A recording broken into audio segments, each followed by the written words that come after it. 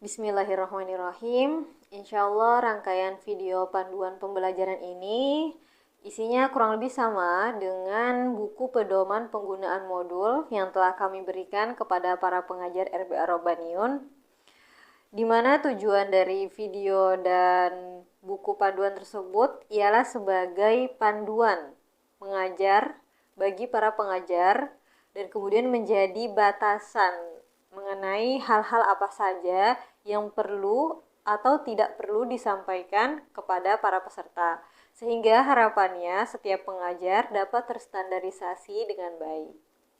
Sebelumnya kami kenalkan dulu metode tahsin yang kami gunakan, yaitu bernama metode Robaniun.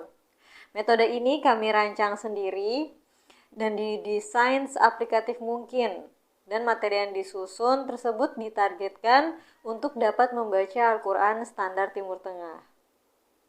Untuk tingkatan levelnya sendiri, metode Robaniun ini dibagi berdasarkan modulnya, yaitu modul 1 dan modul 2. Modul 1 dibagi menjadi 3, level 1A, 1B, 1C, kemudian modul 2 dibagi menjadi level 2A dan 2B.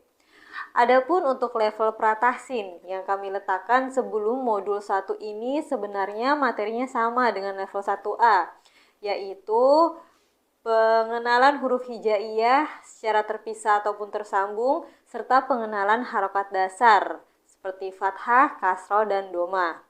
Yang membedakannya apa?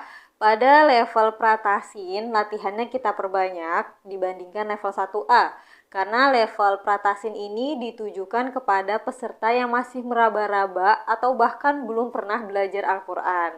Sedangkan level 1A ini ditujukan untuk peserta yang perlu mengingat dan memperbaiki kembali pengucapan huruf hijaiyahnya agar sesuai dengan kaidah makhorijul huruf. Ya, kemudian apabila peserta level pratahsin mendapatkan nilai ujian kenaikan levelnya minimal jaid atau minimal 70, maka peserta tersebut dapat langsung ke level 1B. Lalu di materi level 1B akan diisi dengan memanjangkan bacaan dan mengenal harokat lanjutan, yaitu sukun, tasydid, dan tanwin. Lalu pada level 1C diisi dengan materi mat lanjutan, lam jalalah, hamzah wasol, lalu wakof dan beserta tanda wakofnya. Kemudian pada level 2A diisi dengan materi hukum nun sakinah atau tanwin, kemudian mim sakinah, dan idgham sempurna dan tidak sempurna.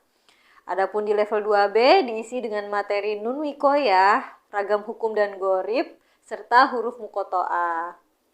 Dan yang terakhir ialah level intensif, yakni diisi dengan materi tebal tipis huruf ro, kemudian pemantapan materi secara keseluruhan dari level 1A sampai 2B, lalu dilanjuti beberapa tryout yang ditujukan untuk persiapan ujian akhir atau biasa disebut ujian sertifikasi tahsin, UST.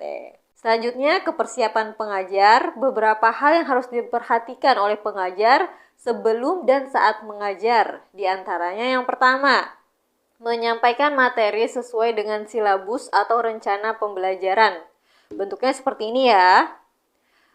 Teman-teman pengajar bisa mengaksesnya di link Google Drive yang telah kami berikan di grup WA.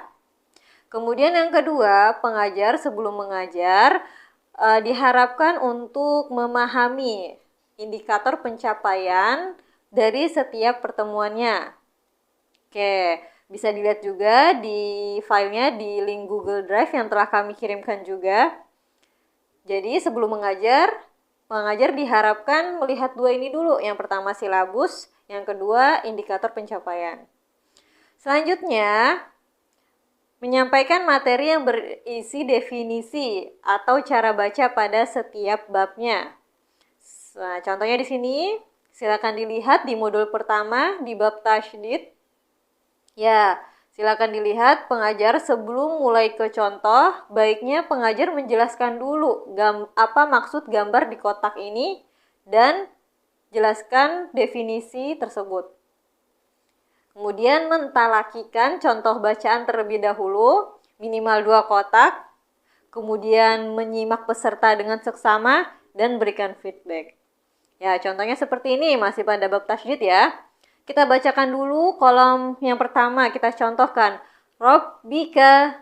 Ya, kita dengarkan dengan seksama para pesertanya. Mari ikuti ibu-ibu. Rabbika. Nah, setelah kita mendengar, kita berikan feedback. Misalnya, ya benar Bu Indah, sudah bagus tasydidnya. Nah, Bu Rahma, coba lagi Bu, dari ro ke ba-nya ditempelkan lagi Bu, karena di huruf ba ada tasydid. Robbi, Robbika, seperti itu Ibu, coba diulangi lagi. Ya, sudah bagus Ibu. Nah, kurang lebih seperti itu ya.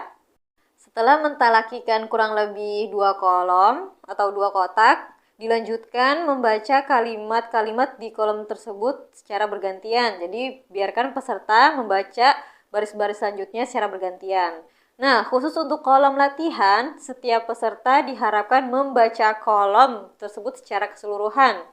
Dan pengajar lakukan penilaian untuk mengisi buku laporan pencapaian peserta.